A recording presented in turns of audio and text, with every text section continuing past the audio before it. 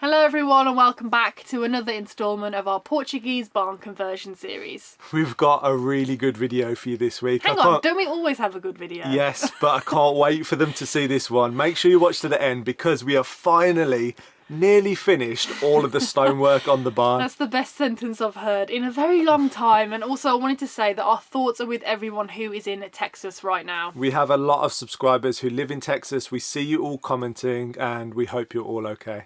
We're the indie project, Bee and Theo, and we've been living and travelling the world in vans for the past 6 years. We're currently renovating an abandoned stone barn in Portugal to turn into a beautiful tiny home for us and our cats, Ginjey Bear and Fernando.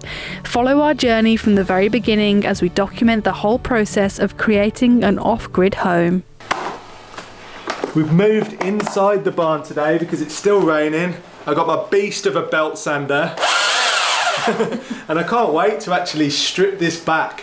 This beam right here has never been sanded before, and you can see it's got water damage and marks all over it, so that's going to sand up so nicely, and then we can treat it with some bug repellent because insecticide. That's the only beam, along with the other mezzanine beam, that hasn't been treated. It's still covered in, it's still covered in material, but that's the other mezzanine beam in case it doesn't really stick out when it's covered in that. Yeah. Ooh, stuck to the...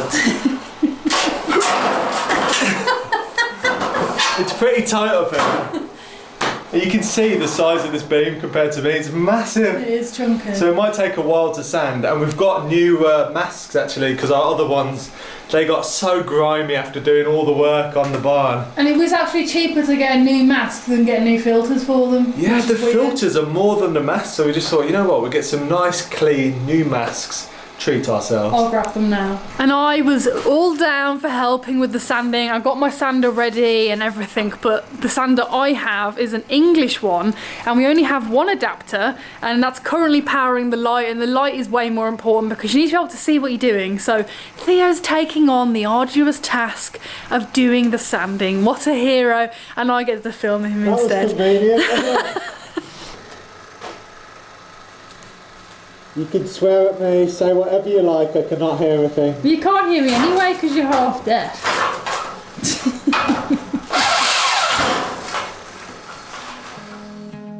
Lay beside me, wake the morning, ever after, day reborn and oh, we're taking the high road. Take a step back and have a look. Look at the difference. That's crazy, isn't it? Like, that looks like it's almost... I don't even know, it's orange. It is crazy, let me get it is orange, isn't it? It's mad, let me get a close up. Look at that, that is night and day. You got the lovely sanded version, and look how it brings out the grain. And when that's oiled, and then you got this horrible piece of orangeness. I can't wait for you to do this bit. I know, yeah, when I do that damp bit, it's not damp anymore, but that's where the water came through when we had the roof off. Oh, that's gonna look stunning. I'm setting the sun, I'm ready to run, I'm walking a tightrope. I give you the fall, spring singing a song, we're taking the high road. We're taking the high road. We're finally awakened, we're taking the high road.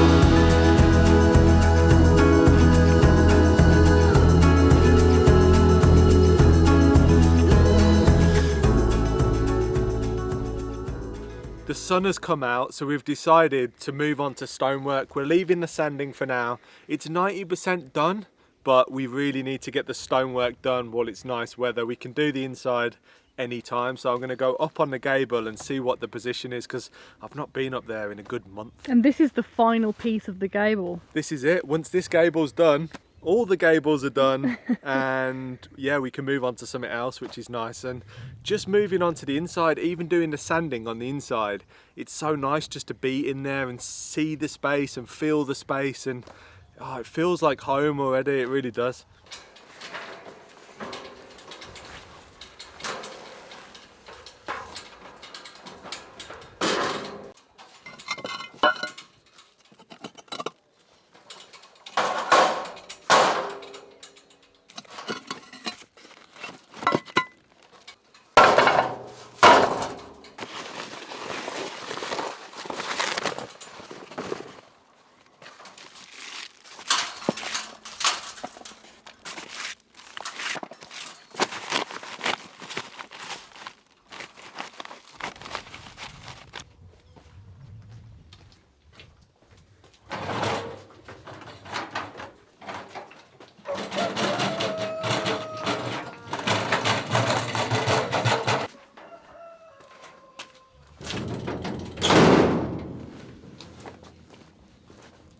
So first things first, I need to fire up the Jenny, get back up the scaffolding now I've had a look and seen what needs doing.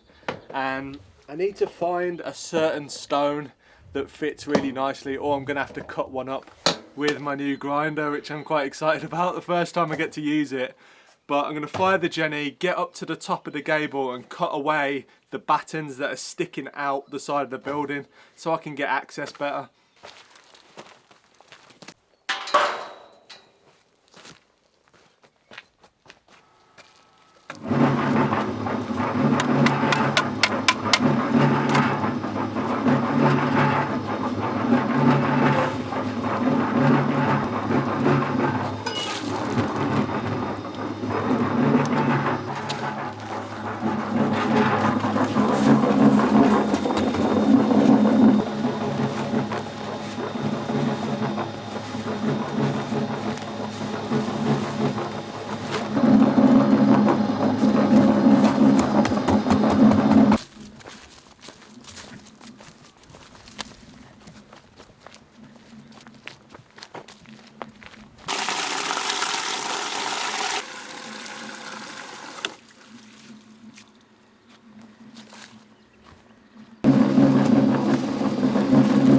On this flying off.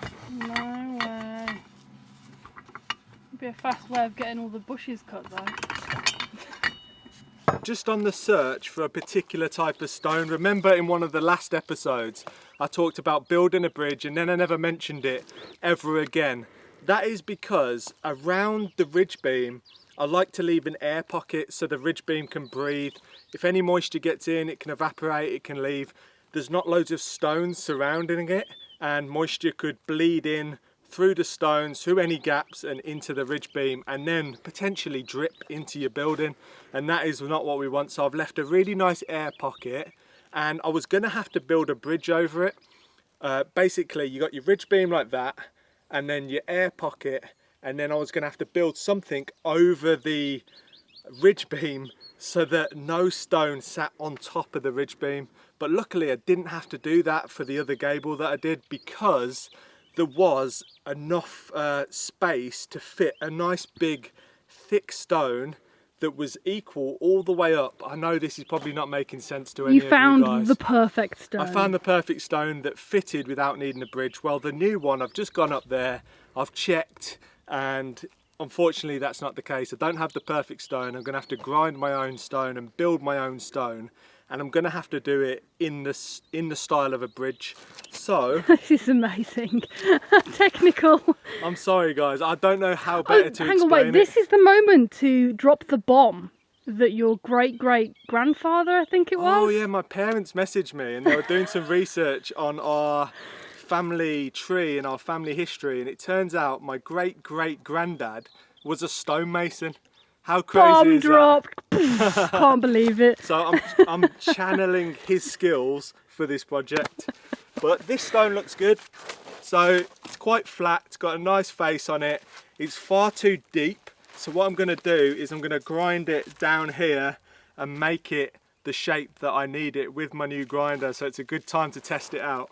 But basically this will sit across the ridge beam, and this will give me a surface to build on up to the top of the gable, because at the moment the stone is like that and I'm having to try and build on top of something that's so narrow. You're going to lose the integrity of the strength of the stone. It's not going to sit nice. So this is the way forward.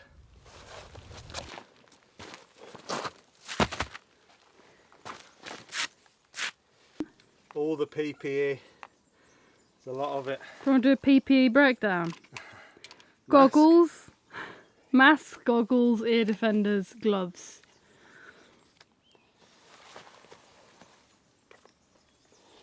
I feel like I'm going into battle. I felt like that yesterday. The chickens were looking at me like, what the hell is this? And to cut these stones, I'm using a diamond blade. Should do the job nicely. I'll just translate that for you all. He said, to cut these stones, I'm using a diamond blade.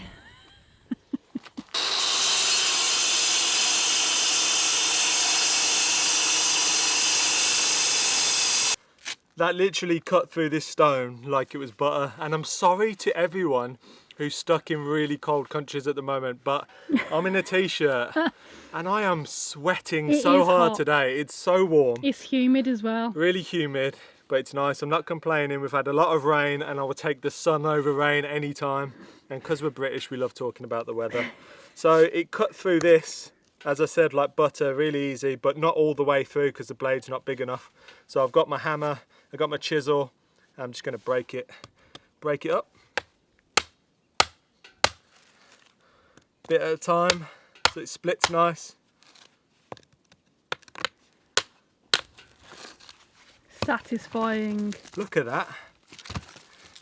Clean as anything.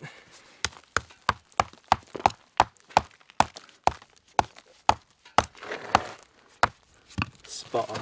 Look at that. You will never see that nice clean edge. You'll see that. And we've got a nice bridge to build off. What a beaut.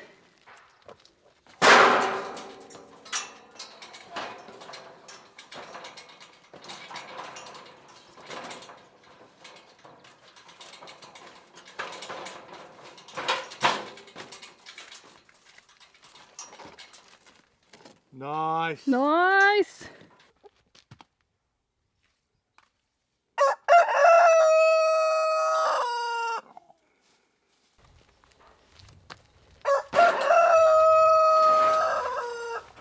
So the stone that I thought was going to be the perfect stone actually fits so much nicer in a different area. So I plopped it here and, and I'm going to put it there. It's just a better location for it. And I've just found and cut a new stone for the bridge, which is much bigger and it's much stronger. Let's have a look then. So I've just propped it up with the stone here. Did you just say propped or plopped? Propped. Said plopped before, propped this time. I've just propped it up so the back's nice and secure, but it fits nicely there. Once I built the stones up to create the bridge for this to sit on, it should be really strong. I've got a little bit of chiseling to do now, and then it should be ready to get some mortar on there and get it setting. It's a big beast. As if you got that up on your own, you Look, that's where I chopped it. Ah. That is a big one.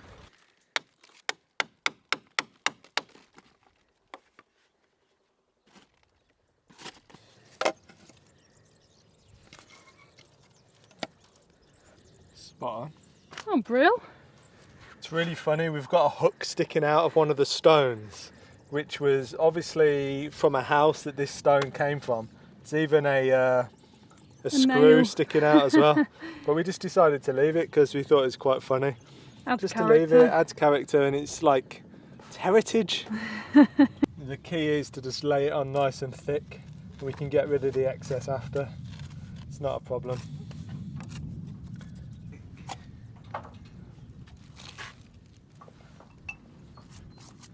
What was that? Wetting your stone. Is that going down now? Yeah, I'm just gonna, I'll put the main stone on now, see how it lies, and then wedge this underneath it. This is what's gonna keep it from falling backwards, basically. Okay.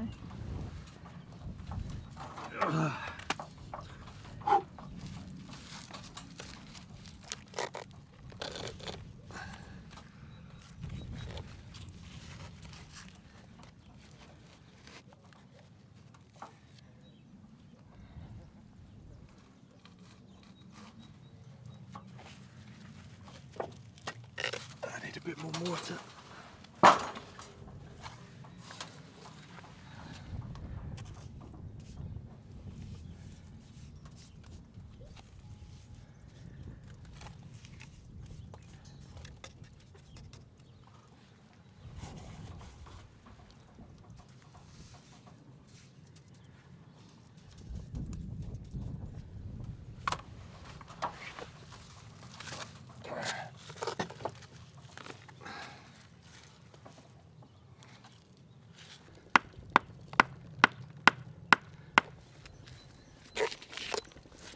The key is to get the face level with the face underneath.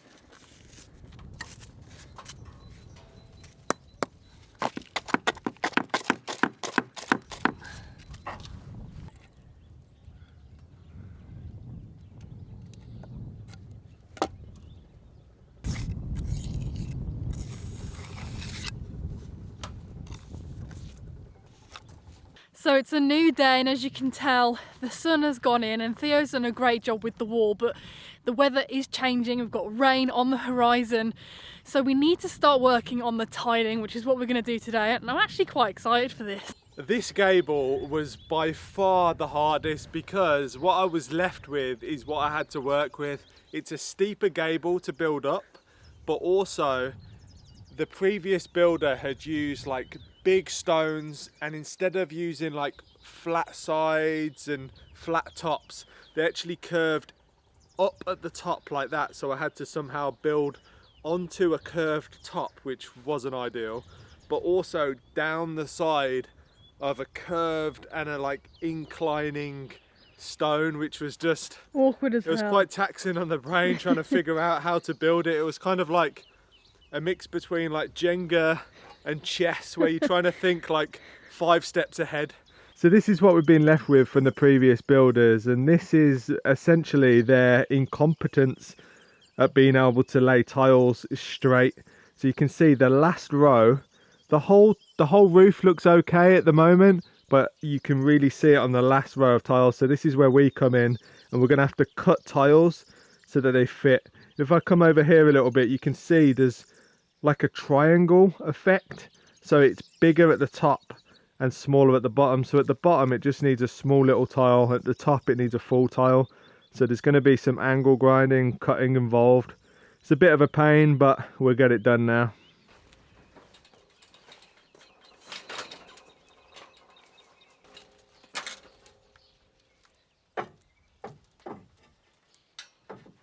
How's that line looking? So what we want to aim for is like straight from there all the way up the top. Let's have a look.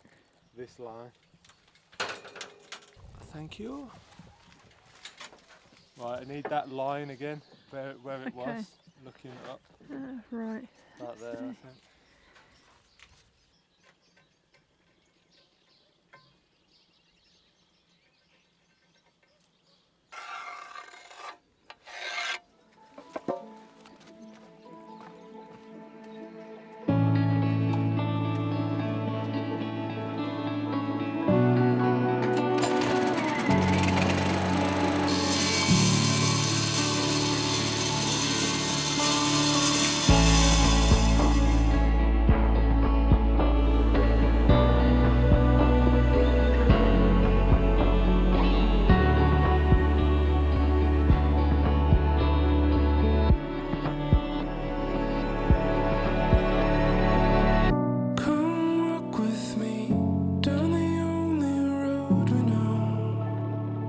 Just marked up the 5th tile, and I've come across a little bit of a problem that I was hoping that wouldn't happen.